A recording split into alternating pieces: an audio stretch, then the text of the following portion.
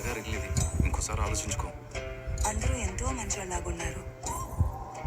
నాకు చూస్తా అంటే ఎప్పటి నుంచో తెలిసినట్లుంది. వాడు కూడా లక్షణమైన అమ్మాయిని చూద్దాం అనుకున్నాను. మన రాత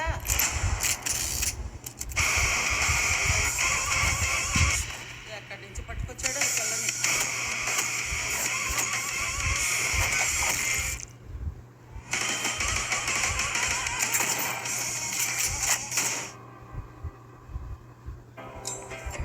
అత్తగారు ఇల్లు ఇది, ఇంకోసారి ఆలోచించుకో. అందరూ ఎంతో మంచోళ్ళలాగున్నారు. నాకు చూస్తా అంటే ఎప్పటి నుంచో తెలిసినట్లుంది. వాడు కూడా లక్షణమైన అమ్మాయిని చూద్దాం అనుకున్నాను. మన రాత